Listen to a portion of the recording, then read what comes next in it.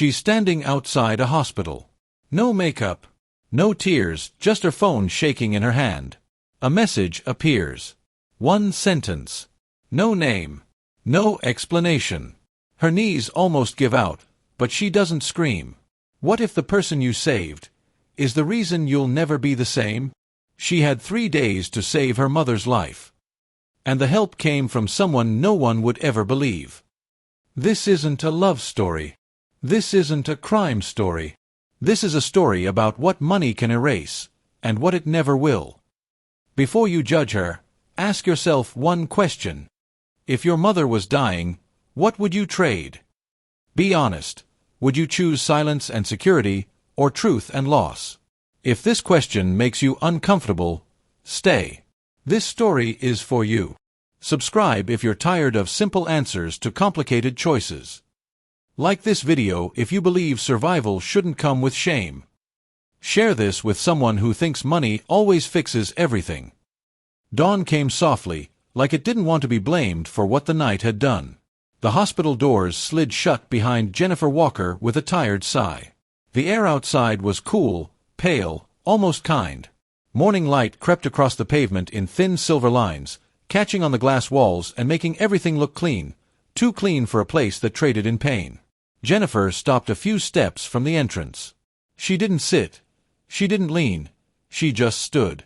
The way someone stands when they don't trust their legs to hold a memory.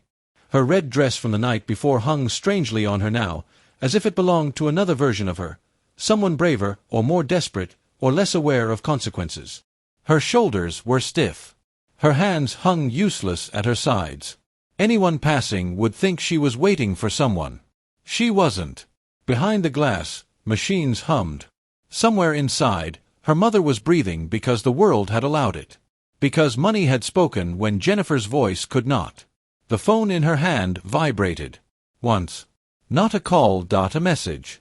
No name, no photo, no context. Just a single sentence. Jennifer read it. Her eyes didn't widen. Her mouth didn't open. There was no gasp, no dramatic collapse, no scream that would justify the weight that suddenly pressed against her chest. Instead, her body did something quieter. She folded inward. Her shoulders curved slightly, like she was trying to protect a place that had already been struck. Her chin dipped. Her fingers tightened around the phone until her knuckles went pale. The glass doors reflected her image back at her, a young black woman standing alone in the early light, looking older than she had any right to look. This wasn't the moment she'd imagined. If she was honest, she'd expected relief. Maybe even gratitude. She had told herself that once the surgery was done, once her mother was safe, the rest would fall into place. The worst part would be over. The debt, emotional, moral, invisible, would be settled. That was the lie she'd needed to survive. The message on the screen didn't shout. It didn't accuse. It didn't threaten. It simply existed. And somehow that was worse. Jennifer pressed the phone to her chest, as if holding it closer might change what it said. Her breathing grew shallow. In her mind, images collided, hospital hallways, a quiet room, an old man's steady gaze, her mother's weak smile from the night before. Saved. Yes. But at what cost? A nurse walked past the glass inside, clipboard tucked under her arm, unaware that a life had just cracked open a few feet away. A car pulled into the parking lot. Somewhere, a bird called out, bold and unbothered by human bargains. Jennifer didn't cry. Tears felt too loud, too public, too indulgent for something this heavy. Instead, she closed her eyes. And for a brief, dangerous second, she wondered, not whether she would do it again, but whether the version of herself who had made that choice still existed at all. The morning sun rose higher, illuminating her face, her stillness, her silence. The screen of her phone dimmed. If the person you saved was the reason you broke, was it worth it? The words appeared on Jennifer Walker's phone screen like a verdict, not a reminder. She stared at them for a long moment, thumb hovering just above the glass, as if touching it would make the time move faster. The countdown app ticked softly, hours, minutes, seconds, each number shrinking her world a little more. 72 hours until the hospital decided whether her mother deserved to keep living. Jennifer locked the phone and slipped it into her pocket just as the bus jerked to a stop. The doors hissed open, letting in the smell of fuel and damp concrete. She stepped down onto the street, adjusting the strap of her worn backpack on her shoulder, and started the familiar walk toward the apartment she shared with her mother. It was a short walk. Too short to outrun her thoughts. Every step echoed with numbers. $500. $1, $250, 000. $3, $700, 000. Figures she knew by heart now. Figures that had replaced birthdays, dreams, and plans for the future. The apartment door creaked as she pushed it open. "Mom," Jennifer called, forcing brightness into her voice. "I'm back." "I'm here," Patricia Walker replied from the bedroom. Her voice was steady, too steady. It always was. Jennifer dropped her bag and went straight to her mother. Patricia was sitting upright on the bed, pillows stacked behind her back, a thin blanket pulled up to her waist. She looked smaller than she used to, as if illness had been quietly borrowing pieces of her day by day. "You walked today?" Jennifer asked, eyeing the slippers by the bed. Patricia smiled. "Just to the bathroom. Don't look at me like that. I didn't faint."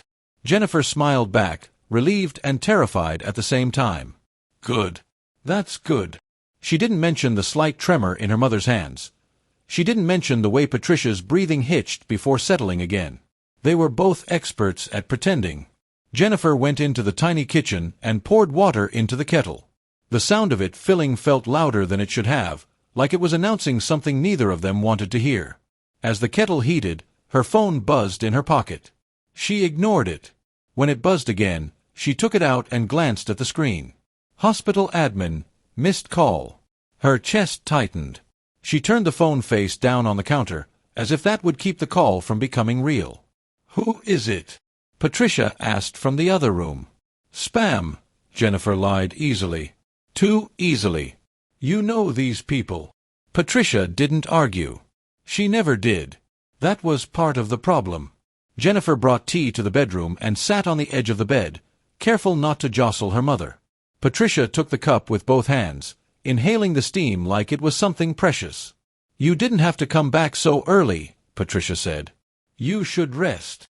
"I'm fine," Jennifer said automatically. It was her favorite lie. Patricia studied her for a moment, eyes sharper than her body suggested. "You're thinner." Jennifer shrugged. "Busy." Another buzz. This time Jennifer didn't even look at the screen. She stood up abruptly. "I need to step outside for a minute." Patricia nodded, though worry flickered across her face. "Don't be long." In the hallway, Jennifer leaned against the wall and finally checked her phone. Hospital admin, 3 missed calls, 1 new voicemail. Her fingers shook as she pressed play. "Miss Walker, this is Mercy General Hospital Administration. We've been trying to reach you regarding your mother's scheduled procedure. Please return our call as soon as possible." The voicemail ended with a polite beep that felt anything but polite.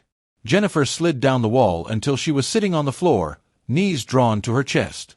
She stared at the opposite wall, peeling paint and all, and tried to breathe. 71 hours and change. She called back. After 2 rings, a woman answered. Her voice was calm, professional, practiced. "Mercy General, Billing Department." "Yes, hi. This is Jennifer Walker. About my mom, Patricia Walker." There was a pause.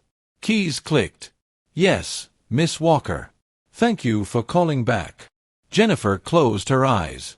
"The deposit for your mother's surgery is still outstanding," the woman continued. "We've sent multiple notices." "I know," Jennifer said quickly. "I'm working on it. I just need a little more time." "How much time?" Jennifer swallowed. "A few days." Another pause. Longer this time. "Miss Walker," the woman said, her tone softening just enough to sound dangerous, "the surgical team is on standby. Supplies have been ordered. Staff has been scheduled. Without confirmation of payment, we can't justify moving forward indefinitely." "I understand," Jennifer whispered. "Do you?" Her own mind asked. "Do you really?" "We need the deposit within 72 hours, the woman said. "If it isn't received, preparations will be halted." Jennifer's throat burned. "And my mom?" She'll be stabilized as best as possible, the woman replied carefully. But the surgery will be postponed. Postponed was a clean word for something ugly. Okay, Jennifer said. Thank you. She ended the call before her voice could break. Back inside the apartment, Patricia was lying back against the pillows, eyes closed. Jennifer stood in the doorway, watching her mother's chest rise and fall. Every breath felt borrowed. Jennifer went to the small desk by the window and pulled out the folder she hated most. Inside were hospital invoices, test results, prescriptions, payment plans, paper proof of how expensive survival could be. She spread them out on the desk. $1,250, surgery deposit $480, diagnostic imaging $310, medication $1, $660, outstanding balance. The numbers blurred together. She pressed her palms flat against the papers, grounding herself. Think, she told herself. Just think. She picked up her phone and opened her contacts. Aunt Rose, declined. Mika, declined. Savings app, balance, $18. She laughed once. A short, humorless sound. Jennifer spent the next 2 hours making calls she already knew the answers to. Former classmates. Old co-workers. A microfinance office that put her on hold for 20 minutes only to tell her she didn't qualify. Each rejection landed softly at first, then heavier, like layers of dirt piling onto something already buried. By evening, Patricia insisted on helping cook dinner. Jennifer protested, but Patricia waved her off. I'm not dead yet, she said lightly. Jennifer smiled, even as her chest ached. They ate in near silence. Halfway through the meal, Patricia pushed her plate away. I'm full, she said. Jennifer frowned. You barely ate. I'll finish later. Another lie. Jennifer let it go. Later that night, as Patricia slept, Jennifer sat alone on the floor, bills spread around her like a bad tarot reading. The countdown on her phone glowed faintly. 56 hours. She rubbed her eyes until they burned. Her phone buzzed again. This time, she didn't ignore it. Hospital admin, incoming call. She answered. Yes. A different voice this time. Younger. Quieter. Miss Walker, this is Nurse Elena from Mercy General. Jennifer straightened. Is my mom okay? She's stable, the nurse said quickly.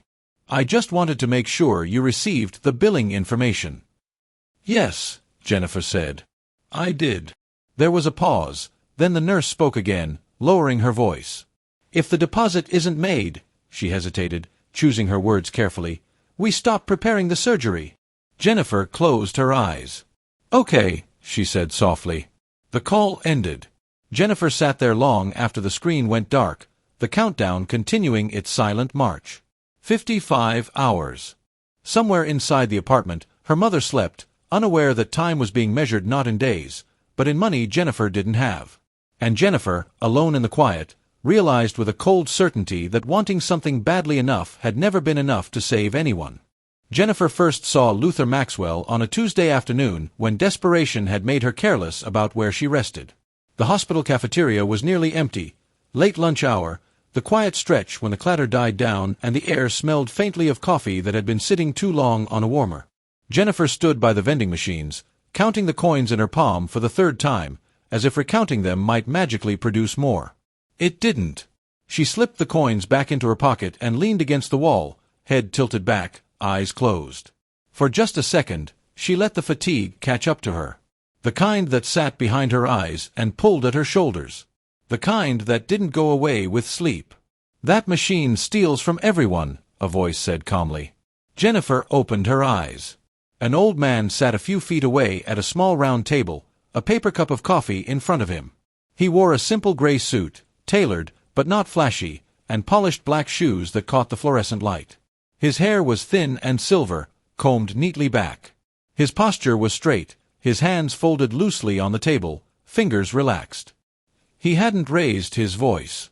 He hadn't startled her. It was as if he'd always been there. I'm sorry, Jennifer said. The vending machine, he repeated, nodding toward it. Takes your money, gives you nothing. You complain, and they tell you it's policy. Jennifer huffed out a short breath before she could stop herself. Yeah. Sounds about right. He smiled, not wide, not charming. Just a small, polite curve of the mouth. Hospitals are very good at that. Policies. Jennifer shifted her weight, suddenly aware of how long she'd been standing. The instinct to leave tugged at her, sharp and insistent. She didn't like talking to strangers, especially not here. Especially not now. But he hadn't asked her name, that hadn't commented on her appearance, hadn't invaded her space. He simply sat. "Is your family here?" he asked gently, as if asking about the weather. "My mom," Jennifer replied, then immediately wondered why she'd answered at all. She's a patient." "I thought so," he said. "You have that look." "What look?" "The one people get when they're trying to be strong in a building that doesn't care." Jennifer looked away, throat tightening. "You must come here a lot." "More than I'd like," he said. "Less than I deserve." That was an odd thing to say, but his tone didn't invite questions. He picked up his coffee and took a slow sip, eyes drifting toward the large windows overlooking the city. Afternoon sunlight washed the glass towers outside in pale gold. "My name is Luther," he said after a moment. "Luther Maxwell." Jennifer nodded. "Jennifer. Nice to meet you, Jennifer." Something about the way he said her name, careful, unhurried, made her feel like time had slowed around them. He didn't ask her to sit, didn't gesture for her to join him, let the distance remain. And somehow, that made it harder to leave. They sat in silence for a few seconds. Then a few more. Jennifer glanced at the clock on the wall. "I should," she started. "Of course," Luther said immediately. "I won't keep you." She hesitated. I'm waiting on a call." He inclined his head. "Then I'll be quiet company." Jennifer stayed. They didn't talk about money. They didn't talk about illness. They didn't talk about anything important. Luther spoke about the city, how it had changed, how buildings replaced neighborhoods, how people moved faster now but seemed to get less done. He spoke like someone who had watched the world long enough to stop trying to impress it. Jennifer found herself answering without thinking. About how she grew up 2 states away. About how her mom used to braid her hair every Sunday morning. About how she hated hospitals because they smelled like endings. Luther listened. Really listened. No interruptions. No advice. No pity. When Jennifer's phone buzzed, she nearly jumped. She checked the screen. Hospital admin, missed call. Her shoulders slumped despite her best effort to hold them steady. Luther noticed. Of course he did. "They don't make good news calls from that number," he said quietly. Jennifer swallowed. "No." Another pause settled between them, heavier now. "How long has she been sick?" he asked. "Too long," Jennifer replied. "And you?" he asked. "How long have you been carrying it alone?" That question landed deeper than she expected. Jennifer laughed softly, the sound brittle. "I'm fine." Luther studied her for a moment, eyes clear, sharp in a way that didn't match his age. That's what people say when they're running out of room to fall apart. She looked at him then, really looked. Not at the wrinkles, not at the age spots on his hands, but at the calm certainty with which he occupied the space around him. He wasn't trying to be anything. He already was. "Do you work here?" she asked. "No." "Visiting someone?" "No." She frowned. "Then why are you here?" Luther set his cup down carefully. "Because sometimes places like this are honest. Money, power, status, they don't mean much in a room full of beeping machines." Jennifer scoffed. "Tell that to Billing." He smiled again. Smaller this time. Sadder. They were quiet after that. A man in a suit walked past the cafeteria entrance and paused when he saw Luther. His eyes widened slightly before he quickly looked away and continued walking. Jennifer noticed. "So," she said slowly, "who are you really?" Luther met her gaze. "Someone who has had a long time to think about what matters." That didn't answer the question. It didn't need to. Later that evening, Jennifer sat in her car in the hospital parking lot, engine off, phone resting on the steering wheel. The sky had darkened, clouds rolling in low and heavy. Rain threatened. Her phone rang again. Hospital admin, incoming call. She let it ring out. The window on the passenger side tapped softly. Jennifer turned, startled. Luther stood there, holding a folded umbrella. His driver waited a few steps behind him, respectful, silent. "I hope this isn't inappropriate," Luther said through the glass. Jennifer rolled down the window. "What's going on?" "I noticed you didn't take the call," he said. "I thought you might appreciate some company." She glanced at the driver, then back at Luther. "You followed me?" "I walked," he corrected gently. "The parking lot isn't far." Jennifer sighed. "Look, Mr. Maxwell." "Luther," he said. "Please." She rubbed her forehead. "I don't know what you want." Luther didn't answer right away. He opened the umbrella and offered it to her. "It's going to rain," he said. "And you look like someone who's already soaked." Something about that, about the absence of pressure, made her chest ache. She stepped out of the car. They stood like that for a moment, rain beginning to fall in earnest, the umbrella shielding them both. Luther remained seated earlier in her memory. Now he stood close but not touching. Yet the same imbalance existed. It always would. "I know this isn't my place," he said finally, voice low, steady. "But I can see you're carrying a problem that has an expiration date." Jennifer's jaw tightened. "You don't know anything about me." "I know enough," he replied. "And I know hospitals." She waited. "I have resources," Luther continued. "More than I can use." Her heart began to pound. "If this is charity—" "It's not," he said calmly. That word, not, hung between them. He didn't step closer. Didn't lower his voice conspiratorially. Didn't smile. "I could make this problem disappear," Luther said evenly. Jennifer stared at him, rain blurring her vision. "And?" she asked. Luther said nothing. He simply looked at her, seated earlier, standing now, always in control of the silence, and let the weight of his words settle where they might. The rain grew heavier. Luther waited. Jennifer didn't answer Luther Maxwell right away.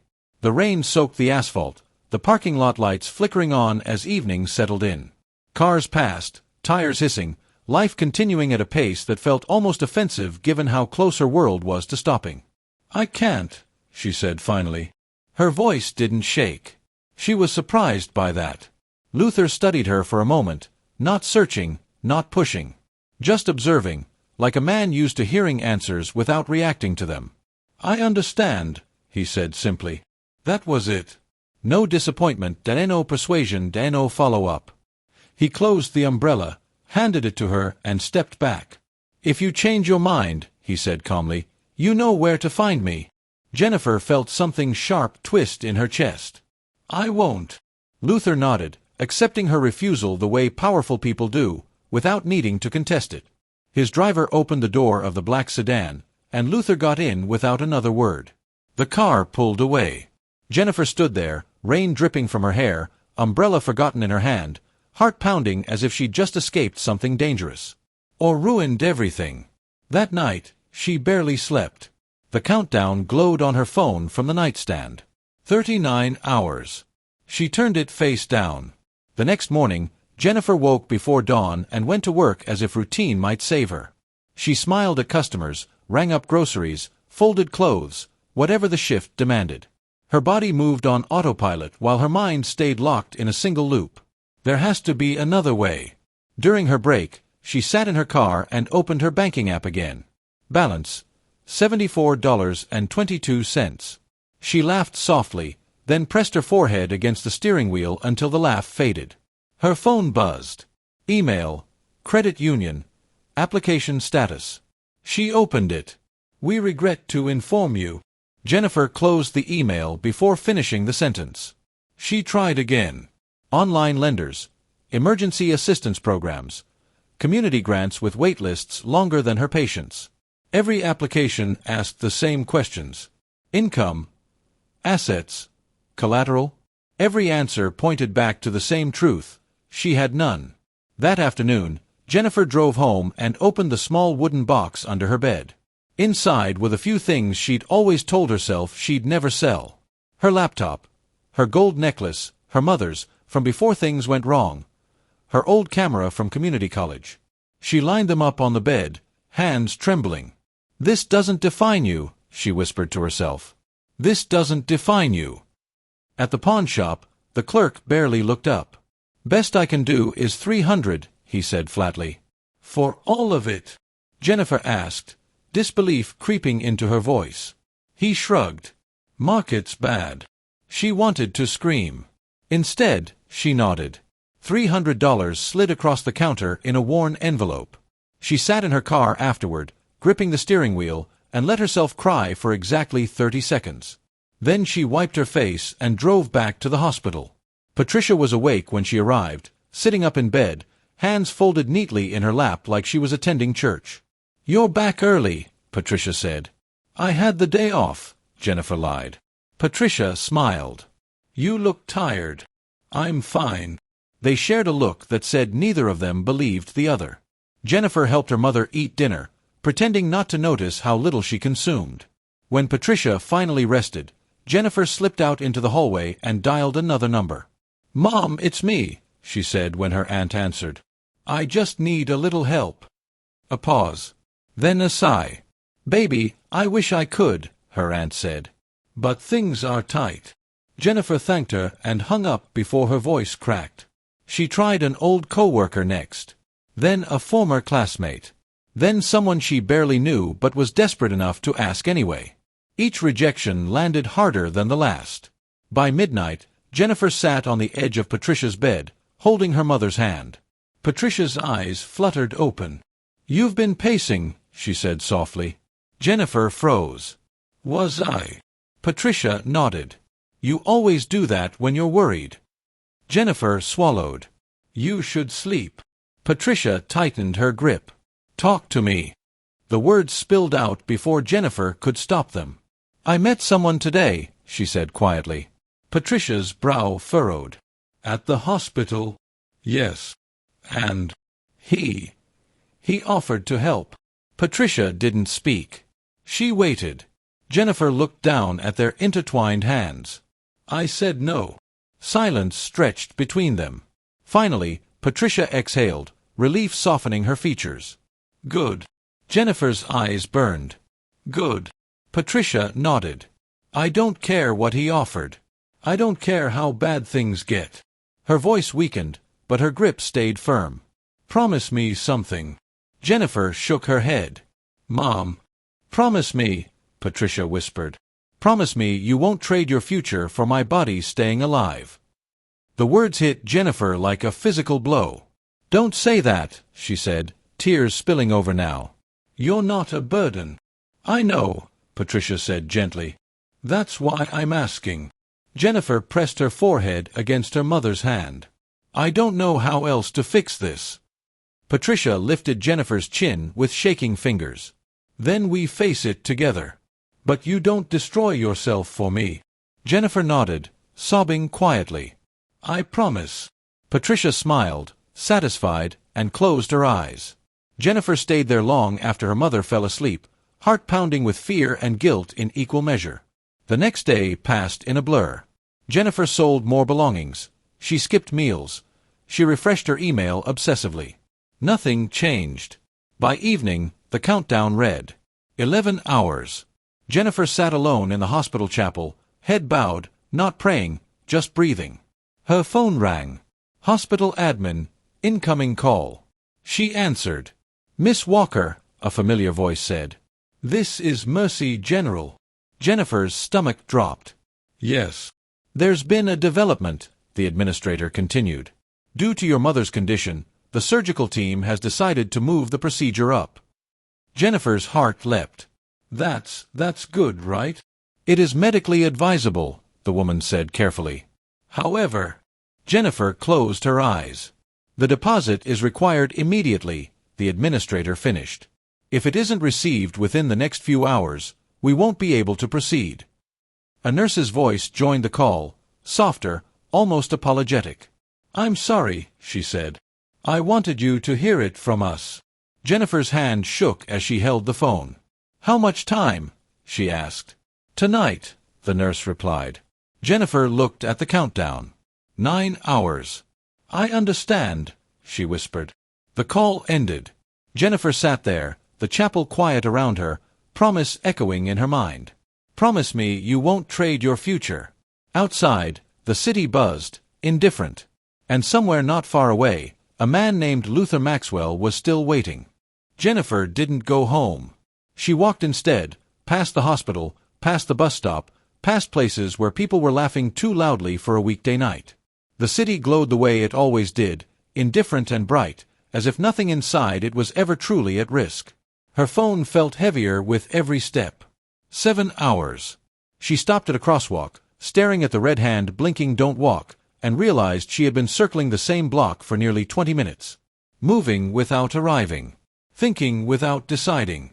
The umbrella Luther had given her was still in her hand. She hadn't meant to keep it. Her phone buzzed. A text message. No name. Just an address.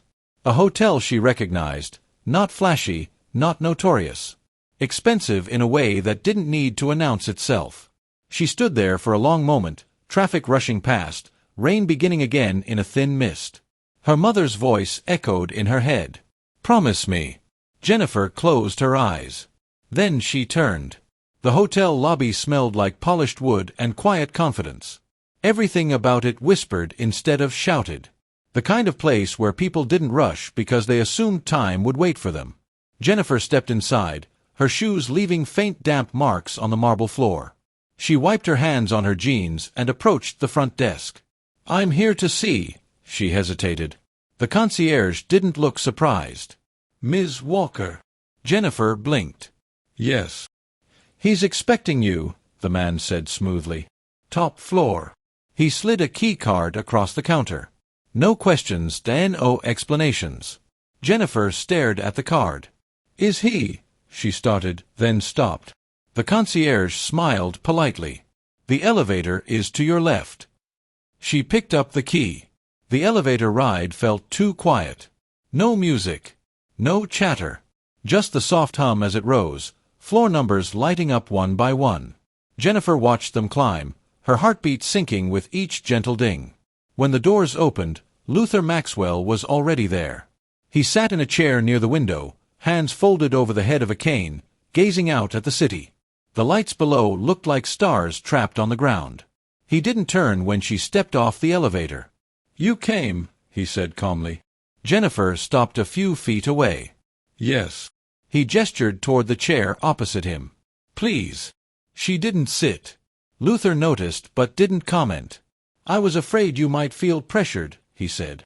I want you to know, you're free to leave at any moment. Jennifer let out a short, breathless laugh. That's generous. I mean it, he said, turning to face her now. His expression was steady, unreadable. Nothing happens unless you decide it does. Silence stretched between them. Jennifer glanced around the room. It was large but understated. No excess. No decadence. Just space and order and control. On the small table between them sat 3 things. A room key.an envelope. A phone. Luther followed her gaze. I won't insult you by explaining, he said quietly. Jennifer swallowed. Her throat felt tight. You said this wasn't charity. It isn't, Luther replied. Charity requires distance. This does not. That answer chilled her more than anything else he could have said. He reached for the phone and turned the screen toward her. A banking app was open. Her name was already entered. The amount matched the hospital's demand down to the dollar. Pending. Waiting. Jennifer's chest rose and fell unevenly. You don't have to look at it, Luther said. But I won't hide it either. She clenched her fists. You planned this. I anticipated a possibility, he corrected. There's a difference. Jennifer shook her head. You don't even know me. I know enough, he said gently. And I know time. She laughed again, this time bitter. You're not asking. You're just setting the table. Luther didn't deny it. I won't touch you unless you stay, he said calmly. I won't speak if you prefer silence. I won't lie and say this is something it's not. He paused, then added, and I won't pretend I don't understand the imbalance.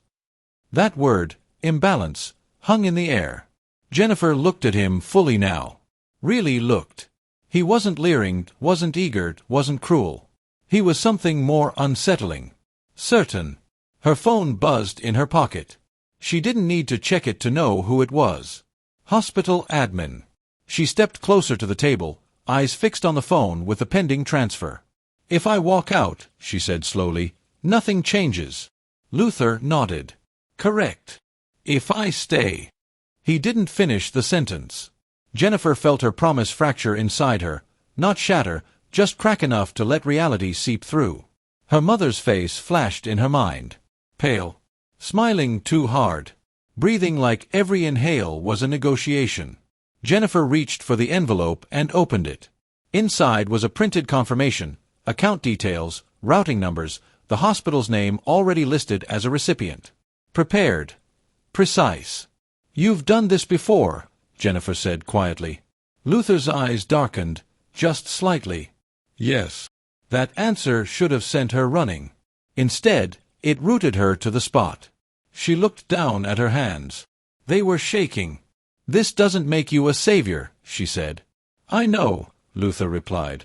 "Saviors expect gratitude." Another pause. "You can leave," he repeated. "I will not stop you." Jennifer closed her eyes. The countdown ticked in her mind. 3 hours. She thought of the chapel, of the vending machine, of the pawn shop clerk's bored face. She thought of all the doors that had closed politely in her face. When she opened her eyes again, she nodded once. Just once. Luther exhaled slowly, as if he'd been holding his breath longer than she realized. He reached for the phone and tapped the screen. Transfer sent. A soft chime confirmed it. Jennifer's phone buzzed immediately. She didn't look.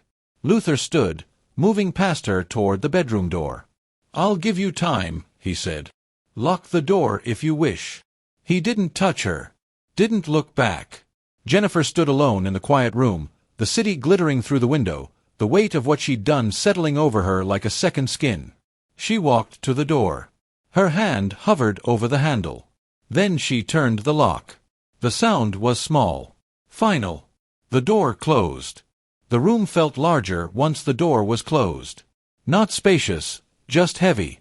Like the walls had leaned in a little, curious but not caring. The city outside glittered through the tall windows, distant and decorative, as if it belonged to another universe entirely. Jennifer stood still, her hand resting on the door where she'd locked it. The metal was cool under her palm. Solid. Final. Nothing happened. That surprised her most. No rush of panic and no rush of relief. Just a strange quiet that settled behind her eyes, as if her mind had stepped back to watch instead of participate. She crossed the room slowly, shoes still on, and sat at the edge of the bed. The mattress dipped beneath her weight, soft in a way that felt undeserved. She leaned back and stared at the ceiling. It was white. Smooth. Unmarked. She focused on it because it was easier than focusing on anything else. Somewhere behind her, Luther Maxwell moved. Not abruptly. Not loudly. Just the faint sound of fabric shifting, a chair creaking slightly as he sat. The room seemed to adjust around him, like it recognized his presence. Jennifer counted her breaths. 1.2.3. Her thoughts didn't arrive in sentences anymore. They came as fragments. Images. Sounds. Her mother's laugh from years ago. The hospital hallway lights. The blinking 72 hours on her phone. Time felt elastic. Stretched thin. She couldn't tell if minutes were passing or entire hours slipping away unnoticed. Luther spoke once, quietly. "You can keep the lights on." Jennifer didn't answer. He didn't repeat himself. She heard him settle farther away, the subtle rhythm of his breathing filling the silence. It was steady, unhurried, the kind of breathing that came from a man who had lived long enough to stop fighting the clock. She wondered, distantly, how old 90 really felt. Her body was there. She knew that much. She could feel the mattress beneath her, the fabric of her clothes against her skin. But it was like watching herself from across the room, as if she'd stepped out of her own body and left it behind as collateral. "This isn't happening," a small voice whispered. But it was. The ceiling didn't change. The room didn't shift. The city outside kept shining. Jennifer stared until her eyes burned, then blinked slowly, letting the sting ground her just enough to stay present. She thought of Patricia. Not sick Patricia. Not hospital bed Patricia. Sunday morning Patricia. Hair wrapped in a scarf, humming while she cooked breakfast. The version of her mother who had existed before bills and machines and countdowns. Jennifer swallowed hard. At some point, she couldn't say when, she lay back fully, shoes kicked off, arms resting stiffly at her sides. The bed felt too clean. Too neutral. Like it had no opinion about what happened on it. Luther's breathing changed slightly. A deeper inhale. A slow exhale. She focused on that instead of herself. This isn't about me, she told herself. This is about time. This is about survival. Her thoughts drifted in and out, untethered. She remembered the pawnshop clerk's bored eyes. The way the nurse had apologized without apologizing. The sound of the hospital doors sliding open and closed. At some point, she realized she was crying. Silently. Carefully. Tears slid down into her hair, soaking into the pillow. She didn't wipe them away. She let them come and go like passing weather. No one reached for her, no one asked if she was okay. That, oddly enough, made it easier. The night stretched on, indistinct and blurred. Jennifer lost track of when the lights dimmed, when the city outside grew quieter. She existed in a state somewhere between waking and sleep, her mind floating just above her body like it didn't want to commit to either. When morning came, it arrived without ceremony. Pale light slipped through the curtains, soft and almost apologetic. The city looked different in daylight, less glamorous, more honest. Buildings stood plainly now, stripped of their nighttime illusion. Jennifer was awake before she realized she had slept. She sat up slowly, every movement deliberate. Her head ached, dull and persistent, like she'd been holding her breath for hours. The room was quiet. Too quiet. She glanced around. On the small table near the window sat an envelope. Neatly placed. Undisturbed. She stood and walked toward it, stopping just short. The sight of it made her stomach turn.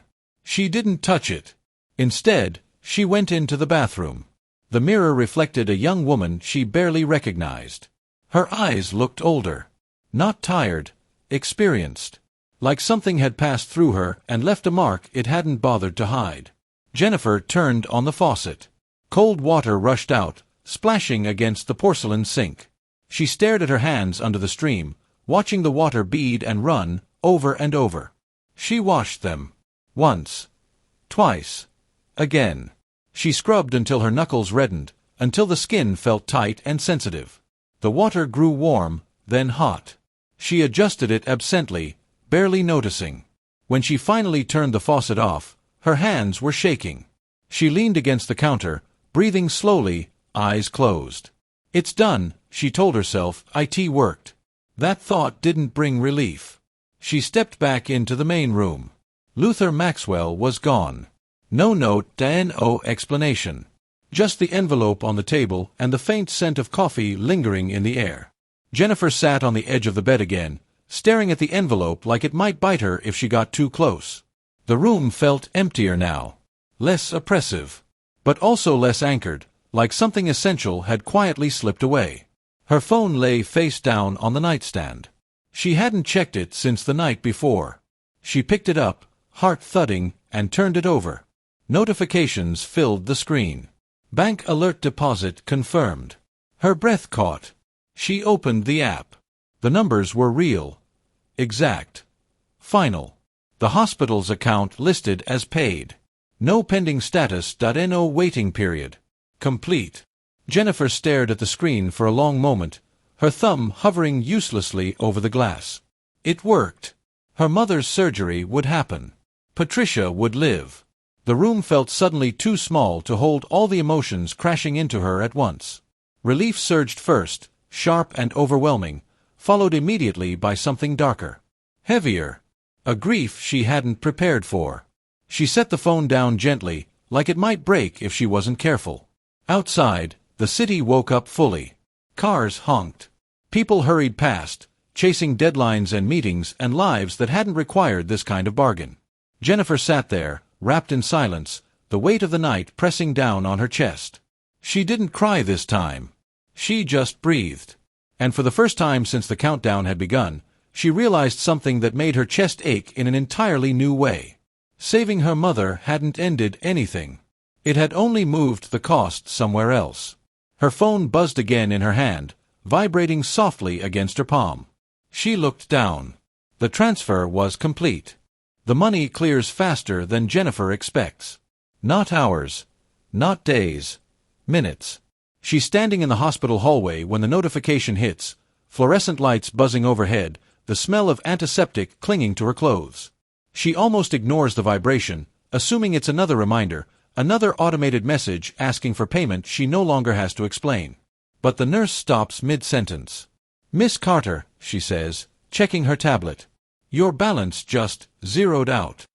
Jennifer doesn't answer right away. Her eyes stay on the floor, on the thin blue line running through the tile like a fault line. She waits for her chest to tighten, for her stomach to drop, for guilt to arrive loudly. Instead, there's nothing. Just quiet. The nurse smiles, professional, practiced. "We can move forward. Surgery prep starts immediately."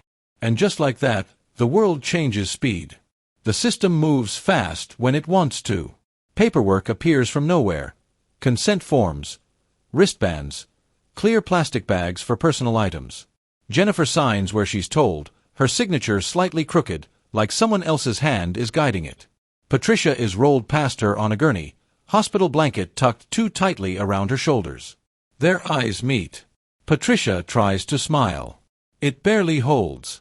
Jennifer leans down, brushing her mother's hair back the way she did when she was a kid, when scraped knees were the worst emergencies they faced. "You're going to be okay," Jennifer says. She's not sure who she's saying it for. Patricia's fingers curl weakly around hers. "You did this," she whispers. "I don't know how, but you did this." Jennifer nods. She doesn't trust her voice. The doors swing shut. The gurney disappears. The hallway swallows the sound. And Jennifer is left standing there, holding air. Hospital waiting rooms are designed to feel neutral. No sharp corners, muted colors. Televisions playing daytime news at a volume just low enough to be ignored. Jennifer sits in one for hours. She watches a segment about the stock market. A commercial for luxury cars. A headline about a tech CEO buying a private island. All of it feels distant. Unreal. No one on the screen looks like they're bargaining with their soul. Her phone buzzes again. Transfer complete. She turns the screen face down. Time becomes elastic. Minutes stretch. Hours fold in on themselves. Nurses come and go. A doctor explains risks in a calm voice that sounds like it's been used 1,000 times before. Jennifer nods at the right moments. Inside, she's somewhere else. She's thinking about a hotel room that no longer exists to her. About a man who spoke softly and left nothing behind.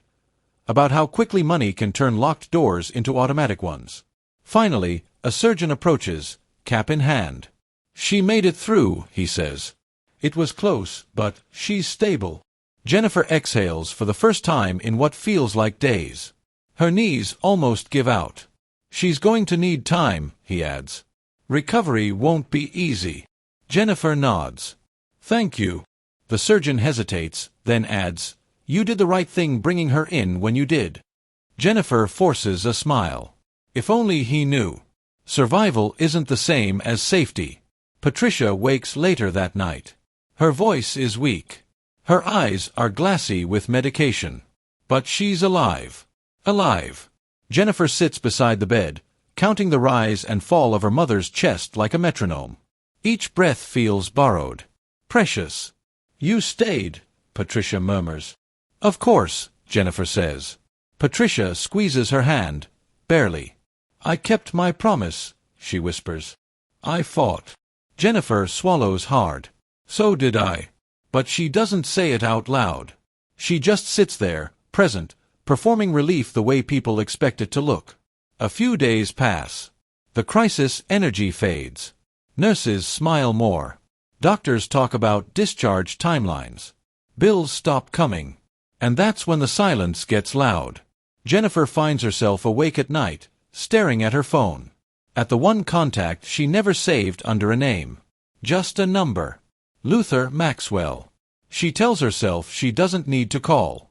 But something in her wants closure. Confirmation. A receipt for what she gave up. She types a message. It worked. She survived. She stares at the screen. No typing bubble, no read receipt. She waits. Then she presses call. One ring. Then. This number is no longer in service. Jennifer pulls the phone away, checking the screen like it might be lying. She tries again. Same result. Her chest tightens. Not panic, not grief. Something colder. Erasure. The next morning, she goes back to the hotel. It feels reckless, but she needs to see it. To anchor the memory somewhere physical. The lobby looks the same. Polished floors. Soft jazz. A concierge who smiles like nothing bad has ever happened here. She approaches the desk. "Hi," she says. "I'm looking for information about a guest who stayed here recently." The concierge nods. "Name?" She hesitates. "Luther Maxwell." The concierge types. Pauses. Types again. "I'm sorry," he says.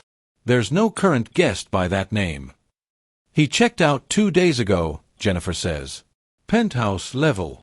The concierge's expression doesn't change, but something in his eyes does. "Yes," he says slowly. "Mr. Maxwell checked out." "When?" "Permanently." Jennifer blinks. "What does that mean?" "It means," the concierge says carefully, "he won't be returning. He requested no forwarding contact and paid all outstanding balances in advance." "How did he pay?" she asks. The concierge looks up at her fully now. "In full," he says. "Always in full." Jennifer walks out into the street. The city is loud. Alive. Unbothered. People rush past her holding coffee, talking into headsets, complaining about traffic and deadlines. Somewhere, a siren wails. Somewhere else, someone laughs. Life moves on. She stands still. For the first time since the surgery, the weight hits her, not as regret, not as shame, but as imbalance. The equation doesn't feel finished. She paid. He vanished. No apology, no explanation, no acknowledgement. Just a cleared bill and a disconnected line. That's when her phone rings again. Unknown number. She almost ignores it. Almost. Then she answers. "Hello." A pause. Then a calm, professional voice. "Jennifer Carter," the voice says. Not asking. Stating. "Yes," she replies cautiously. "My name is Daniel Hargrove. I'm an attorney calling on behalf of a private client." Jennifer's grip tightens. "Regarding what?" she asks. Another pause. Measured. "Regarding a transaction," the lawyer says, "that you may not fully understand yet." Silence stretches between them. Jennifer's heart begins to race, not with fear, with recognition. "Who is your client?" she asks. The lawyer exhales softly, like someone stepping into a room they've been in before. "You knew him as Luther Maxwell," he says. "But that isn't the name that matters." Jennifer closes her eyes. The city keeps moving.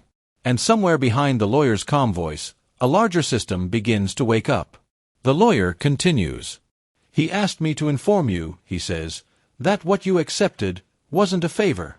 The lawyer chooses a quiet place. Not a boardroom. Not an office tower. A private conference room inside a downtown law firm, glass walls frosted just enough to blur the city beyond them. From where Jennifer sits, she can see movement but no faces. People passing like silhouettes. Lives continuing. Daniel Hargrove places a slim leather folder on the table between them. He doesn't open it yet. "Before we discuss paperwork," he says evenly, "there's context you deserve." Jennifer folds her arms. Context usually comes before consequences. Hargrove nods. In this case, it comes after. "You knew him as Luther Maxwell," the lawyer begins. "That name was convenient." Jennifer's jaw tightens. "So it was fake." "Not entirely," he says. "Just incomplete." He slides a single sheet across the table. It's a medical report. Not recent. Dated months back. Her eyes catch the words before she wants them to. Terminal. Non-operable. Limited prognosis. Jennifer looks up slowly. You're saying he was sick. I'm saying, Hargrove corrects, he was dying. The room feels smaller. He knew it, the lawyer continues. Long before he met you. Jennifer leans back, absorbing the shift. The man in the hotel room. Calm. Seated. Unrushed. Of course. Time was the one thing he didn't need to conserve. This wasn't the first time. Hargrove opens the folder now. Inside are records, bank transfers, non-disclosure agreements, settlement documents. Names redacted. Dates spread over years. Jennifer scans them, her pulse quickening. How many? She asks quietly. Hargrove doesn't answer right away. Enough, he finally says. Her stomach drops. So this was a pattern. Yes, he replies. But not the one you're thinking.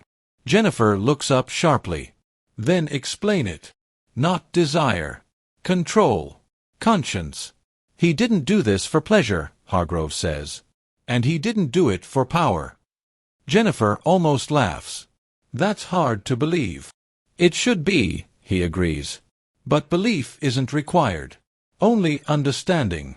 He leans forward slightly, not threatening. Intent. Luther Maxwell believed he had lived a life that created imbalance. What does that even mean? Jennifer asks. It means, the lawyer says, he made his fortune in ways that benefited him and cost others. Legally clean. Morally complicated. Jennifer thinks of the headlines she'd seen on TV while waiting at the hospital. Corporations settling quietly. CEOs stepping down without consequences. Money smoothing edges. He believed money could fix it, she says. Not fix, Hargrove corrects. Offset. Hargrove's voice lowers, not for drama, but weight. He believed money could balance the scales before he faced God. The words land hard. Jennifer stares at the table. For the first time, Luther Maxwell feels human, not less dangerous, but more unsettling. You're telling me, she says slowly, that he thought paying people like me somehow redeemed him? Hargrove exhales.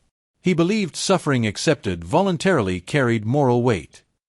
Jennifer's hands curl into fists. Voluntarily. You could have said no, he says gently. I did, she snaps. And yet, he replies calmly, you came back. Silence stretches. The room hums with air conditioning and unsaid things. Jennifer's anger falters, not gone, just displaced. If Luther was a predator, the story was simple. If he was a monster, judgment was easy. But this is Messier. So he picked desperate people, she says. People with no good options. Yes. People like me. Yes. And called it balance.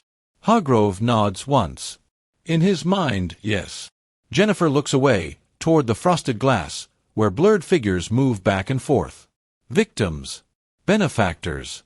Participants. What's the word when everyone loses something different? Did it work? She asks suddenly. Hargrove pauses. Did what work? Did he feel forgiven?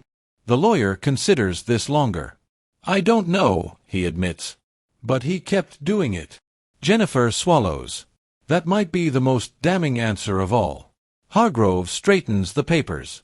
There's another reason I asked to meet you, he says. Jennifer meets his gaze. I figured. Luther left instructions, he continues. Specific ones. Her chest tightens. About me. Yes. He slides a second folder forward. Thicker. He doesn't open it. He anticipated this reaction, Hargrove says. Confusion. Anger. Moral conflict. Jennifer scoffs. He planned my feelings. He planned contingencies, the lawyer replies. Including yours. This, Hargrove says, resting his hand on the folder, is not a bill. Jennifer doesn't reach for it. It's not a debt, he continues.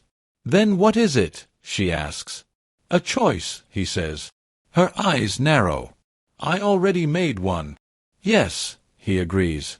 This is about what comes after. Hargrove finally opens the folder. Inside is a document, formal, clean, intimidating. Legal language broken into sections. Terms. Conditions. At the top, a phrase jumps out. Posthumous directive. Jennifer feels cold. He died, she asks. Yes, Hargrove says. 3 days ago. Her breath catches. Not grief, not relief.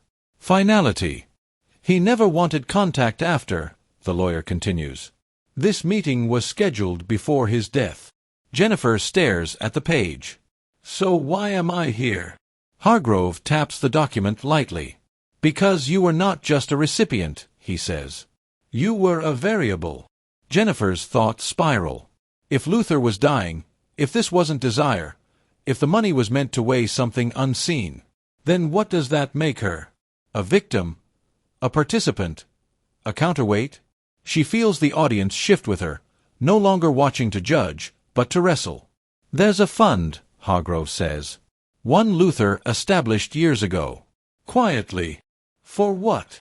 Jennifer asks. For people like you, he replies. Medical crises. Financial emergencies. Situations where systems fail. Jennifer's voice drops. Why me? Because, the lawyer says carefully, he believed you were honest. She laughs bitterly. About what? About the cost. Silence again. Hargrove closes the folder halfway, leaving just the signature page visible. He slides it closer. One final thing, he says. This document doesn't ask you to pay anything. Jennifer looks at the blank line where her name would go. What does it ask? She whispers. Hargrove meets her eyes. It asks you, he says, to decide whether what saved your mother should save anyone else. The document doesn't look evil. That's what unsettles Jennifer most.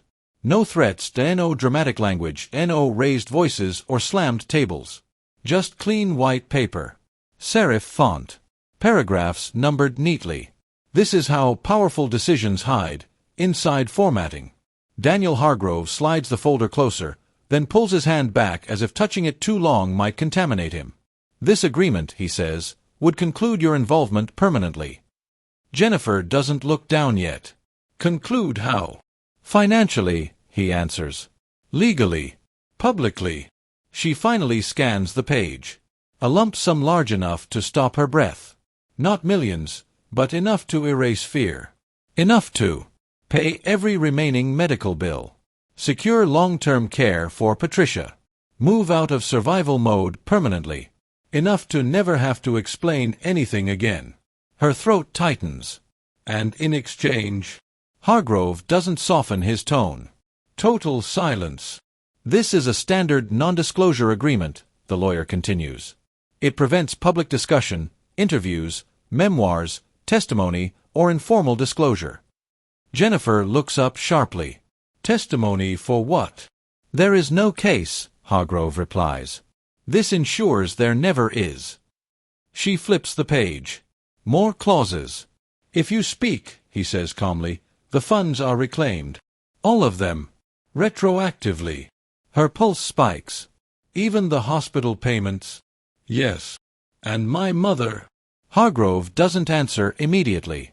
Patricia Walker's care, he finally says, would no longer be protected. The room goes cold. So this is the real leverage. Not her. Her mother. Jennifer pushes the folder back slightly. And if I don't sign? Hargrove exhales. Then you are free to speak. Freely. Legally, he corrects. She almost laughs. Those aren't the same thing. No, he agrees. They're not. If I speak, Jennifer says slowly, I lose the money. Yes. I lose the protection. Yes. I lose the ability to shield my mother. Yes. She leans forward. And what do I gain? Hargrove meets her eyes. Truth, he says. But no safety. Jennifer imagines it instantly. Headlines twisting her story into spectacle. Comments dissecting her character. People arguing whether she deserved help, whether she consented enough. The internet loves moral ambiguity, especially when it wears a woman's face. And Luther? She asks.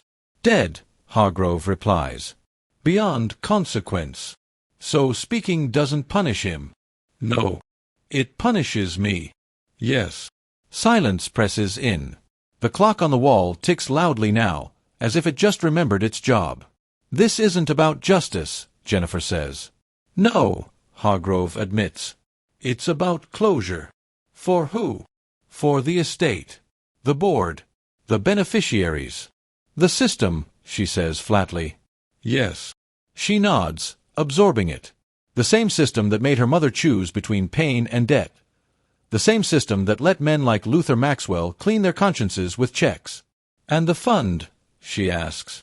The one for people like me. Hargrove hesitates. It continues, he says. If you sign. And if I don't.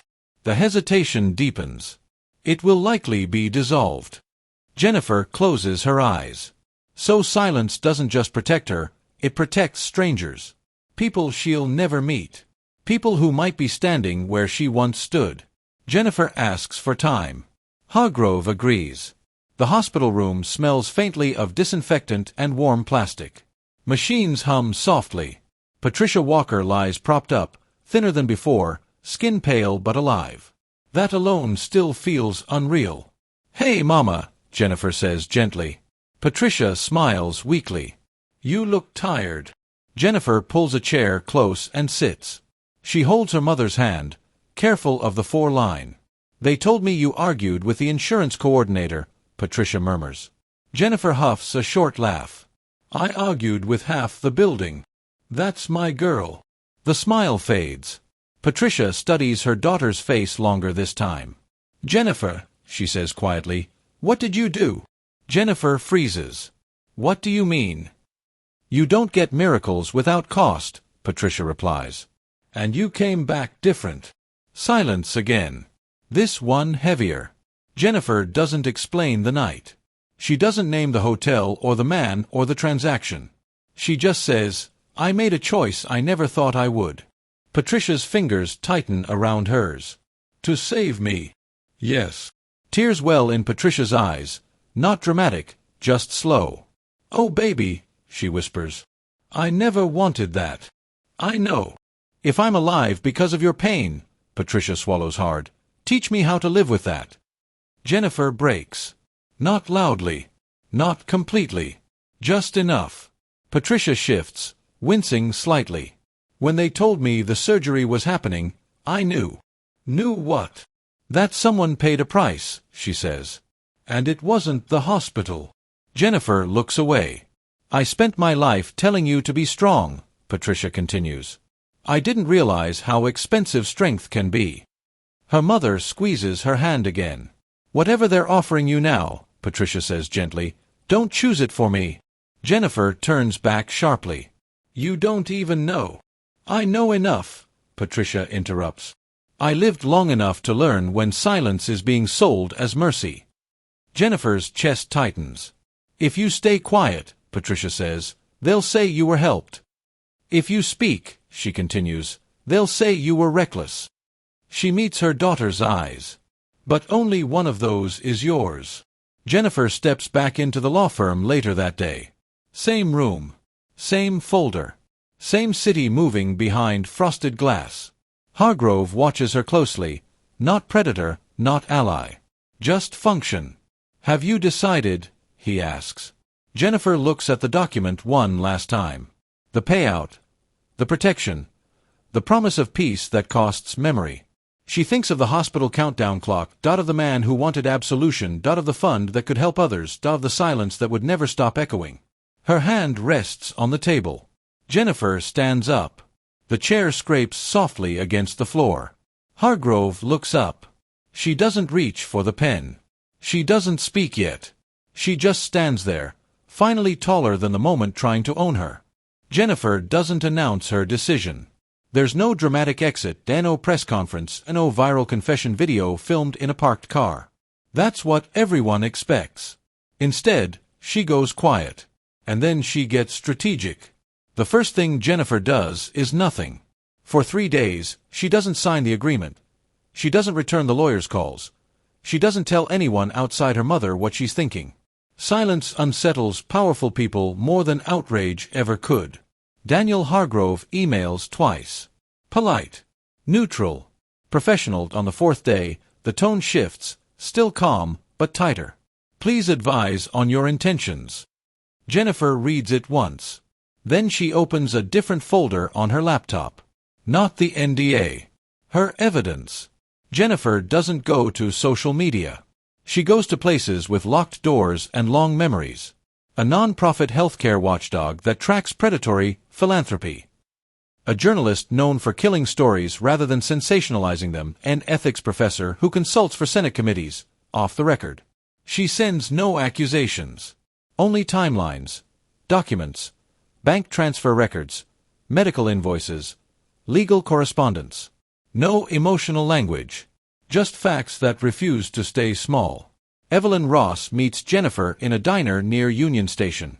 No cameras. No recorder on the table. Evelyn orders coffee. Black. Tell me what you're not trying to prove, she says. Jennifer thinks for a moment. I'm not trying to destroy anyone, she replies. He's already dead. Evelyn nods. Good. That means we can talk about systems.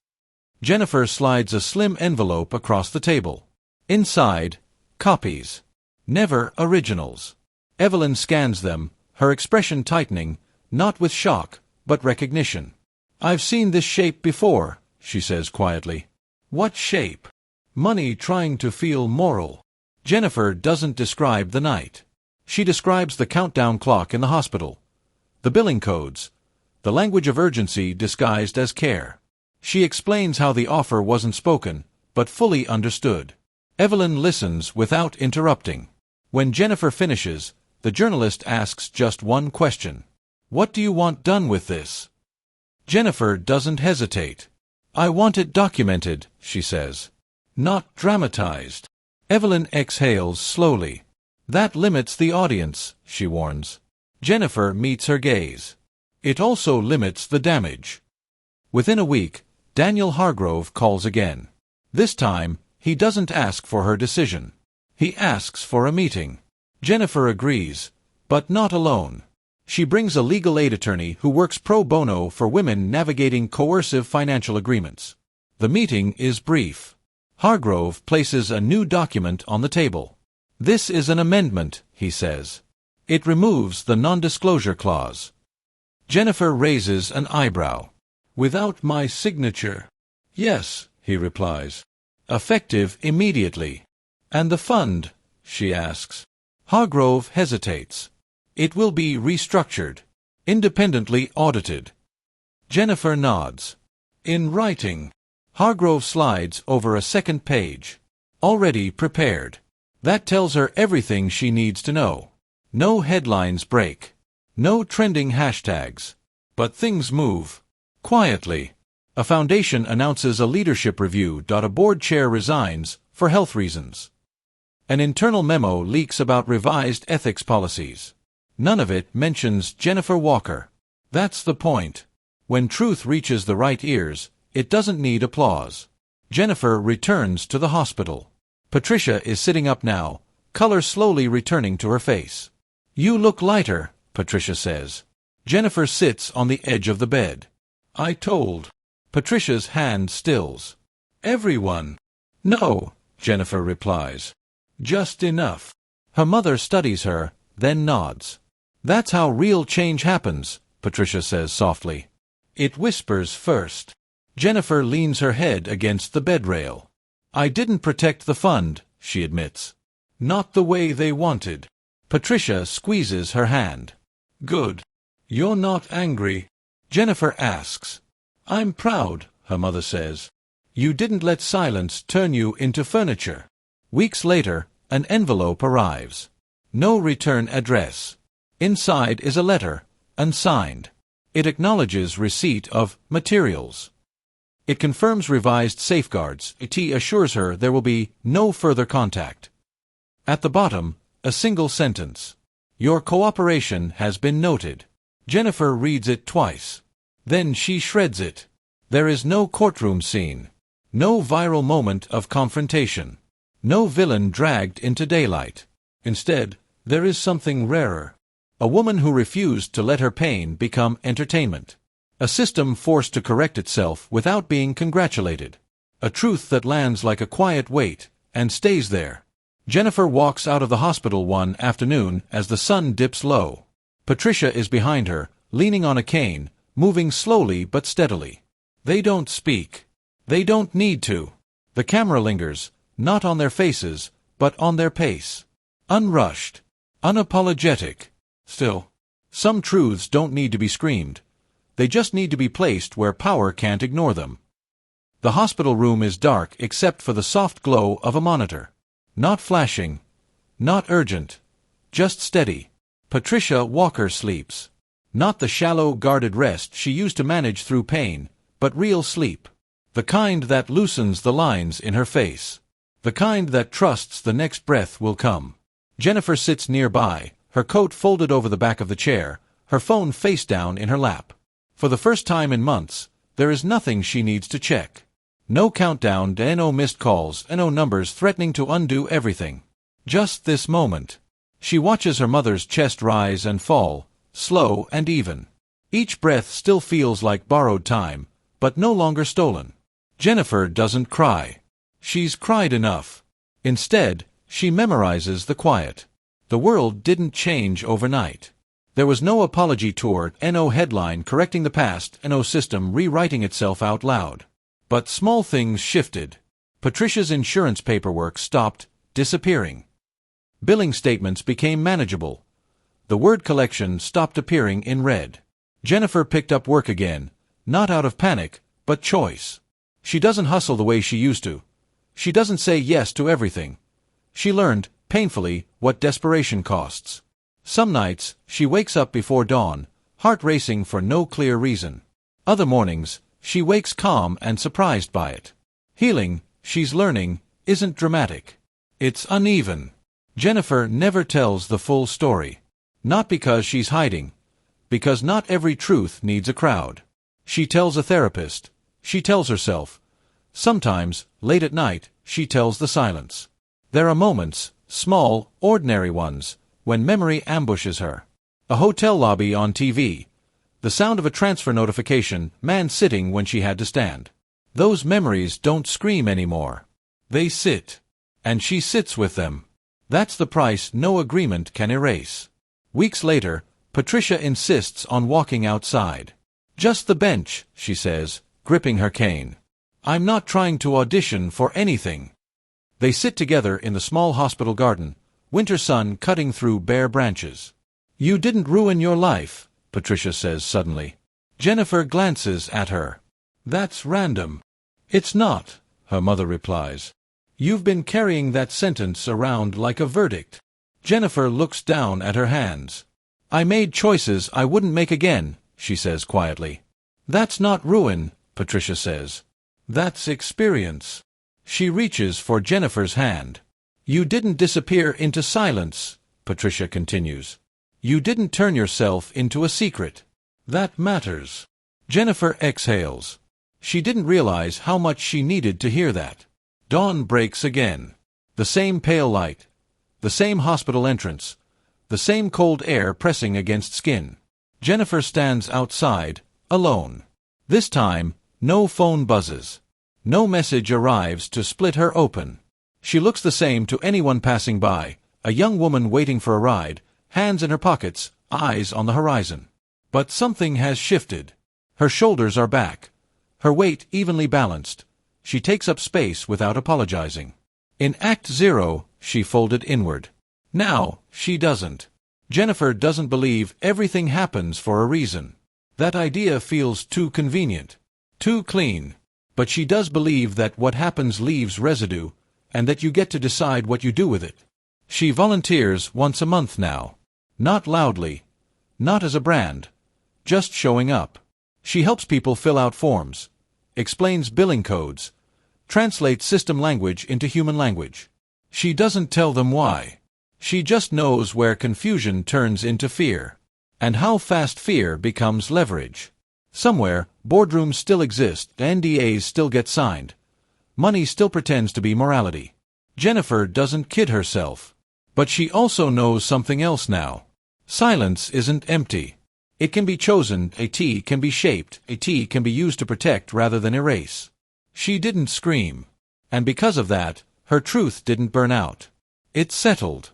Patricia is discharged on a Tuesday. They pack slowly. A nurse hugs Jennifer longer than necessary, a billing coordinator avoids her eyes, but nods respectfully. Outside, the city moves like it always has. Cars honk. Coffee cups spill. Someone laughs too loud across the street. Life doesn't pause for closure. That's okay. Jennifer opens the car door for her mother, steadying her elbow. Patricia smiles up at her. "You're strong," she says. Jennifer shakes her head gently. "I'm honest." Patricia nods.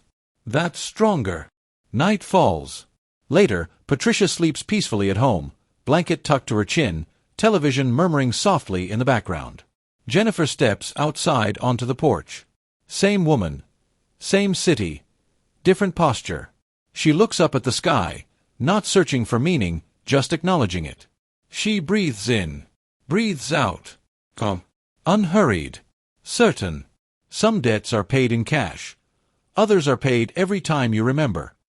Jennifer remains standing. The frame holds.